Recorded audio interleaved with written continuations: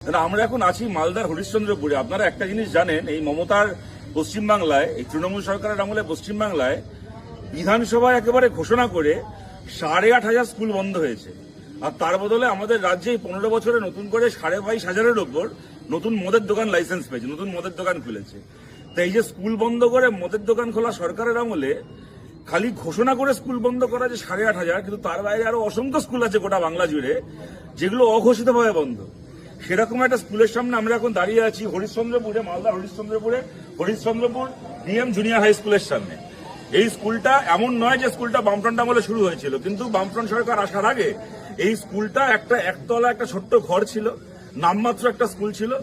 বামফ্রন্ট সরকারের হাত ধরে গোটা মালদার, গোটা বাংলার অসংখ্য স্কুলের মতো করে এই স্কুলটারও যাকে বলে উন্নয়ন মানে মমতা ব্যানার্জির মতো উন্নয়ন নয়, সত্যিকারের উন্নয়ন। এসএসসির মাধ্যমে, টেটের মাধ্যমে শিক্ষক নিয়োগ, ছেলে মেয়েদেরকে মিড ডে মিল দেওয়া থেকে শুরু করে তাদের পড়াশুনো, তাদের জীবনে প্রতিষ্ঠিত করার জন্য একটা স্কুলে যা যা পরিকাঠামো গড়ে তোলা দরকার সেগুলো গড়ে তোলা, প্রত্যেক বছর নিয়ম করে মাধ্যমিক উচ্চ মাধ্যমিক পরীক্ষা সময় মতো হওয়া, ফলাফল বেরোনো, এলাকায় কলেজ তৈরি হওয়া, এই কাজগুলো হওয়ার মাধ্যমে একটা এই গ্রাম বাংলার একটা সামাজিক ভারসাম্যের পরিবর্তন হয়েছিল।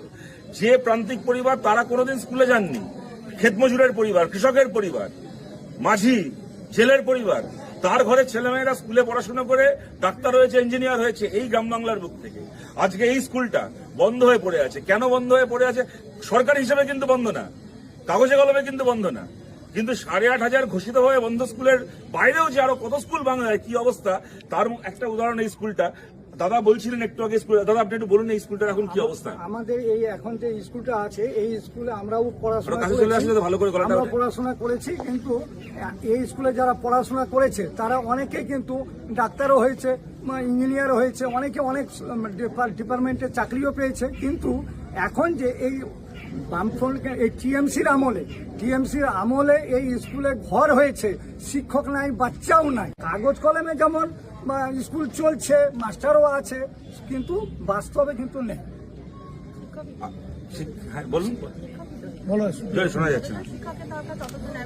কতজন শিক্ষক আছে এখন এখানে? একজন শিক্ষক।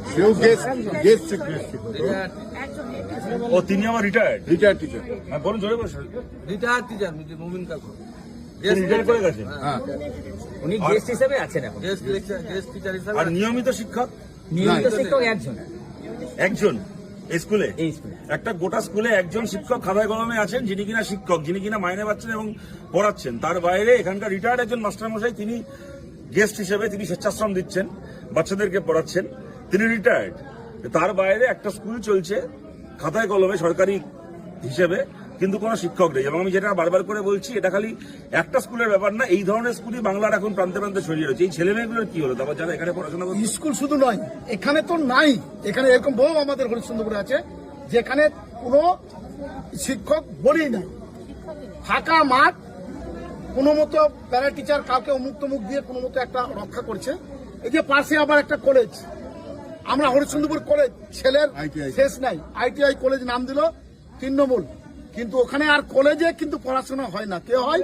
ছাগল, ভেড়া সবগুলো নিয়ে আরেকে কিন্তু সেখানে পড়া করছে। আজকে এই অবস্থার মধ্যে দিয়ে আমাদের চলছে। এবং এখানে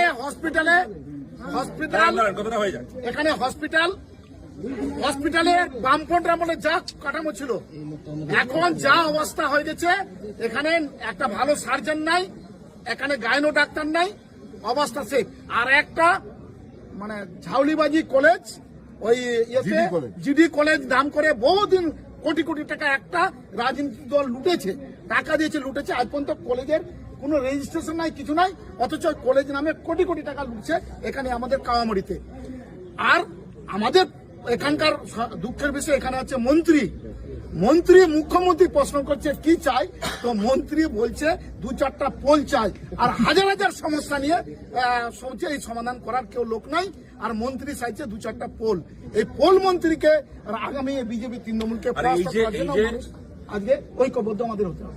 এই যে গ্রামে গ্রামে যে কথাটা এর আগে বলার চেষ্টা করছিলাম, গ্রামে গ্রামে এই স্কুলগুলোকে, কলেজগুলোকে বামফ্রন্ট সরকার তৈরি করেছিল গ্রামের প্রান্তিক পরিবারের কাছে, শিক্ষাকে পৌঁছে দেওয়ার জন্য। আজকে আপনি যদি এই হরিশ্চন্দ্রপুর থেকে শুরু করে গোটা মালদা দেখেন, একদিকে সরকারি স্কুলগুলোর এই অবস্থা, আর প্রতিটা ব্লকে প্রতিটা পাড়ায় মিশন স্কুল খুলছে, মডেল স্কুল খুলছে। মিশন স্কুল মডেল স্কুল মানে কি?